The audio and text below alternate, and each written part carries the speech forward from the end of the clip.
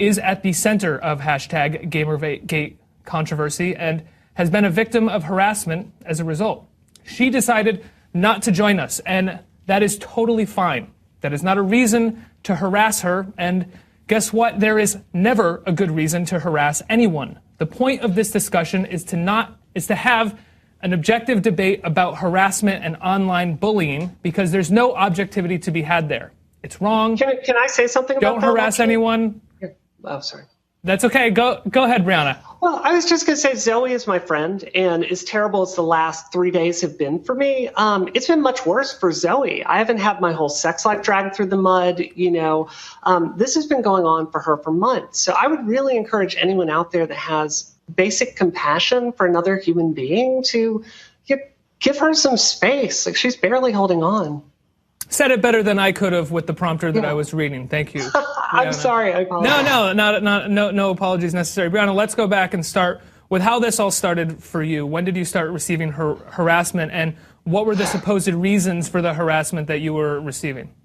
Isn't it funny how when these things blow up, it's over something that's so incredibly minor and ridiculous that when you look back at it, it's almost kind of funny. I have a show on 5x5, which is one of the most popular tech podcasts networks in the entire world. My show is called Isometric. I had a fan that made a few Gamergate tweets, a few Gamergate memes based on my tweets, and sent them to me. And I thought it was funny. I laughed. I tweeted them. And then 8chan, which is the site I and many other people in the video game industry consider a hate site, they didn't like being made fun of in a very gentle manner, I might say.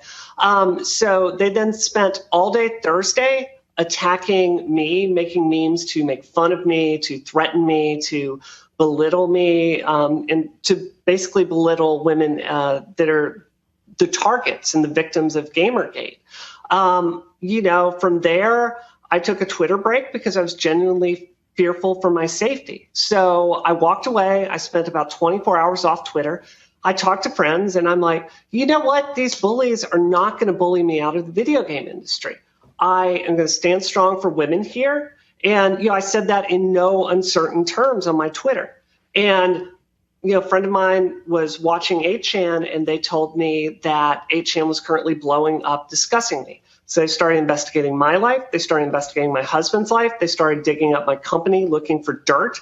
And I'm sitting there watching this chat room, 8chan's message board spin out of control, going after me and my husband. Mm-hmm. So, this is Friday night. And, 8chan is not, it's a hate group. So imagine how you would feel if you saw a hate group kind of starting to investigate your life. I mean, it was Brianna, I'm sorry to interrupt you. Let's backtrack just for a minute. Of course. We are going to have Fredrick Brennan, who is an administrator at 8chan, on in just a little bit.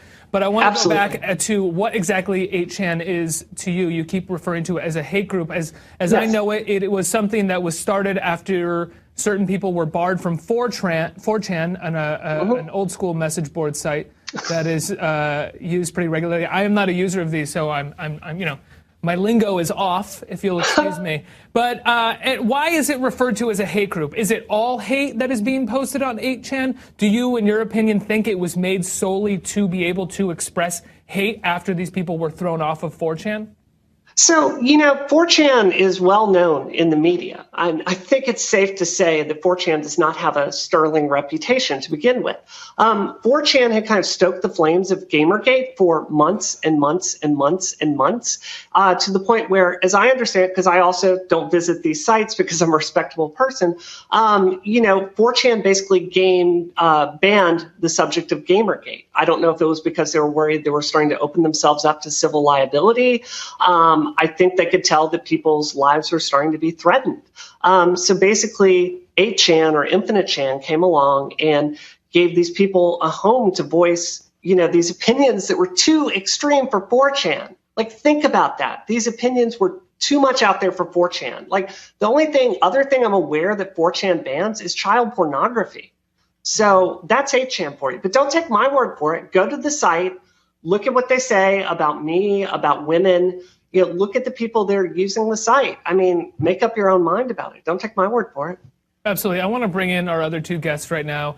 It's Fredrick Brennan, who is an administrator at 8chan, as well as Erik Kain, a contributor with Forbes. Erik, I want to start with you. Fredrick, obviously, we're going to give you a chance to defend yourself after hearing that, and we're going to open this up for a conversation between the three of you here. I'm hoping that we can keep it pretty civil. Everybody has agreed to that. Based off of my Twitter feed this morning and early this afternoon, it doesn't seem like it's going to be that civil, but I'm hoping that you guys can handle yourselves pretty well. Erik, I want to go back to August. I want to hear exactly how this started, because we've mentioned Zoe Quinn. We've talked a little bit about Brianna. We've talked a little bit about 8chan, but we've sort of talked about it in this roundabout way without giving the exact facts. Can you give me a brief rundown as to how Gamergate began and how we got to where we are today?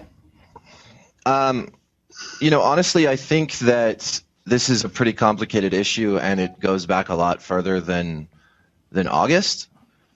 I would say that Gamergate is the result of kind of years of dissatisfaction amongst video game consumers, with the video game press, with some of the politics that the video game press sort of generally holds to, and with perceptions of journalists and industry being too cozy. I mean, I think it's a lot of different things, and I think that what happened with the Zoe Quinn scandal and then following that, some articles posted about sort of gamers being over. I think what we saw was sort of a boiling over point that came after a much longer period of sort of hostility and alienation between readers at a lot of these websites and journalists at these websites. So I don't think it's just a straightforward one thing or another that led to this. I think it's a sort of a momentum that sort of boiled over, and I think that certainly what happened with Zoe Quinn was part of that. I think what happened when Leigh Alexander and a number of other writers wrote "Gamers Are Over" pieces was part of that. And I think that because of the nature of sort of Gamergate as a Twitter hashtag, what we're looking at is not necessarily a group or a movement even, but a sort of a sort of wildfire sentiment that's been just waiting to happen. Erik, would you agree that wildfire sentiment also has to do with misogyny and sexism a lot at times?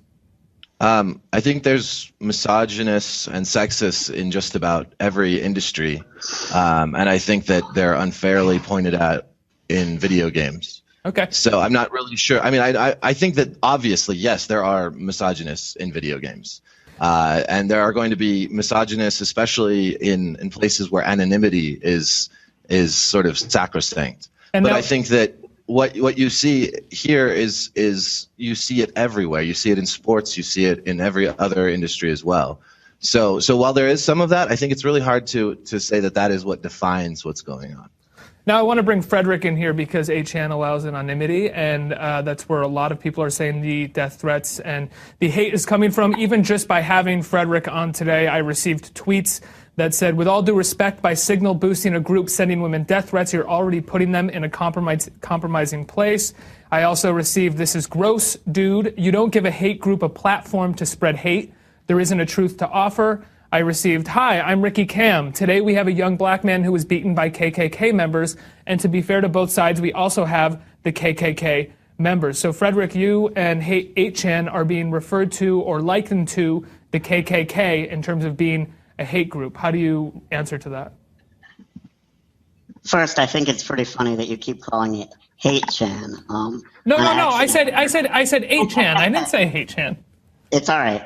Anyway, I would like to counter a couple things that Ms. Wu said. First of all, 8chan was not founded for Gamergate. 8chan was founded in October of 2013. It was basically an idea I had as an alternative to 4chan. Someone made a Gamergate board on 8chan, but it was not founded for the purpose of Gamergate, and it will be around long after Gamergate is over. Another thing that I really wanted to say is that you cannot go after 8chan for causing any kind of harassment any more than you can go after Twitter for causing any kind of harassment. I don't see anyone blaming the CEO of Twitter. You need to blame the individual users who are posting. Nobody blames AT&T when people place a threatening phone call. No one blames Google when people place a threatening email. You need to be blaming the individual users. 8chan is well within the confines of the law.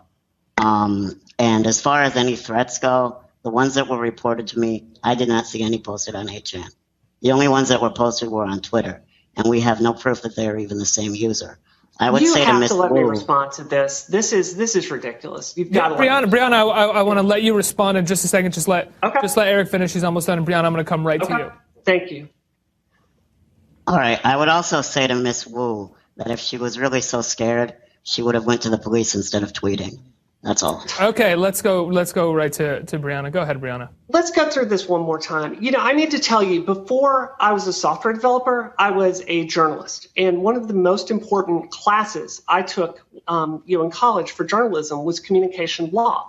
And I think Fredrick is delightfully oblivious to both the legal environment that he's exposing himself to. He chooses. He made a choice. In fact, he tweeted and bragged about this, about making a choice to not keep IP records because there's no law that requires him to keep IP records of people that use his site. So he has made a choice that makes it impossible or very difficult for the police to hunt down these people. So let's not pretend like he's an innocent bystander here. In fact, he's opening himself up to massive civil liability because I can't go after the people that are saying these things to me on his site, or at least it's very difficult. He makes it very difficult to do so. So he's not understanding that he opens himself up to a massive amount of civil liability for defamation and these other things. Huffington Post can't run. If Huffington Post ran on the front page an article about the things that 4chan is saying about me, claims, not opinion, claims that they're making, you guys would be opening yourselves up to a huge lawsuit. And as it is right now, all of that liability is now on Fredrick's shoulders. And, I encourage anyone out there that is targeted by these people to, these laws that protect people's reputations, they exist for a reason. These liability laws exist for a reason. I also want to say, there's been a lot of his users that are attacking me, attacking the victim of a crime. And I think it's absolutely disgusting. I had the police at my house, and believe it or not, I was sitting there talking to the police, and they finished, and then I'm sitting there crying after the policeman is sitting there looking at the death threats sent to me and shaking his head. And as I was getting ready to leave the house, I tweeted them out. And I was frustrated, and there's no perfect way to be a victim. But I personally do not appreciate them turning this around on me. The actions of his site have driven me from my home. And I have to say one more thing here. A bald-faced lie that 8chan users, and Fredrick just repeated on your show, a bald-faced complete lie, is that his users had nothing to do with this. I want to repeat this timeline one more time because I want to be very clear. Thursday, 8chan went after me all day long to the point I was scared. I told my Twitter followers I was scared, and I went away for 24 hours. I talked to friends. I got the guts to say I'm going to stay in the video game industry. I'm not going to be bullied by these people. And 8chan users went after me like a mob of crazy, insane people. And you can go to that board and you can watch what they were saying about me. Then, after that, there was this post that came down and someone says, whoops, did I do that? And they posted my phone number and my address and all this stuff. And within moments, I received that horrible, horrible list of death threats that you probably cannot even show on your show. Mm-hmm. So it is a bald-faced lie that they are not responsible for this. Fredrick, obviously in creating 8chan and promoting it and working there, you are talking about free speech. You care very much about free speech. But I'm curious, when it comes, you use AT&T as a reference point. If there was making threats via AT&T phone lines, if there was someone who was seen as a threat, authorities could go to AT&T. They could get phone records. That's how this works. Where do you stand on someone going to you as an administrator and saying, we need to find out who this user is? They are making threats. They are doxing people. They are giving out addresses. They are giving out phone numbers. They are promoting threatening someone. So at that point, when you essentially become the conduit for people are threatening, are making legitimate threats, where do you stand then? All right. Well, so far as I know, I would also like to go back and point out something that Ms. Wu said. Well, just answer that question that I just asked you, though. All right, fine. Where I stand on the record issue, we have no data retention requirement under the law. Therefore, we don't retain any data. We could change the system so that it retains data. Unfortunately, we were just not able to. 8chan is open source software. You can go on my GitHub account. That's Control-C, Control-V/8chan. You can look at the source and verify for yourself. As soon as a post is deleted, it calls an immediate deletion to the SQL server and then removes any related media file. Mm-hmm. We could change it. It's just the system is not so designed right now. And because we have no legal requirement to design it that way, it's not a top priority. Okay. So now what did you want to go back and respond to? As far as her saying that we are required to moderate every single post on the site, that is complete nonsense. She should look at the Communications Decency Act, Section 320, which protects the right of website owners and the users on the site. So I don't have the exact snippet in front of me right now, but basically it says that website administrators are not responsible for the content that their users post. That's why things like Facebook, Gmail, everything we enjoy on the internet today can exist. Mm-hmm. That is an insane statement. Look at the history of Google and YouTube.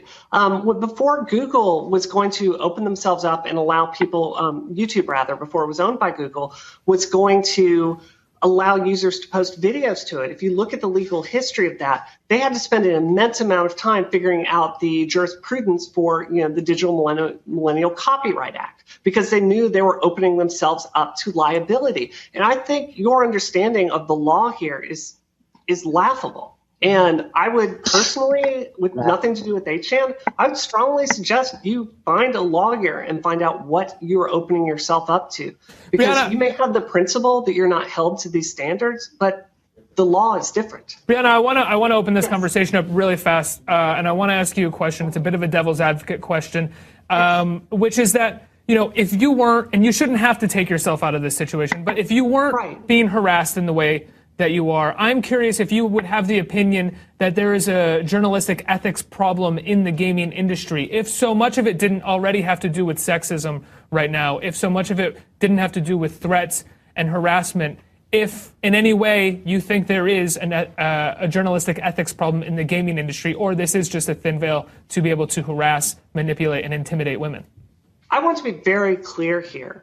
Myself and my co-host on Isometric, which is a tech podcast, Maddie Myers, we have been talking about the issues that Gamergate is ostensibly about for years. And the pretext of Gamergate that's about ethics is something I agree with. Of course, I agree that game journalists should have a code of conduct and adhere to it. That's actually why almost all sites out there have that already. But, when I write some code, it doesn't matter what I hope the code will be. I evaluate the code by what the outcome is. When I run it through my compiler and I see what the result is. The result of Gamergate is 8chan users are systematically targeting and destroying the personal reputations of women in the industry. Please let me give you a list of them. My friend Samantha Allen was bullied out of the game industry by these people. Jen Frank was bullied out of the industry by these people. Maddie Bryce was bullied out of the industry by these people. Anita Sarkeesian has been targeted by these people. Lee Alexander has been targeted by these people, and I'm next. It's one after the other. Mm-hmm. And I think you have to look at the reality of the situation and own up to it.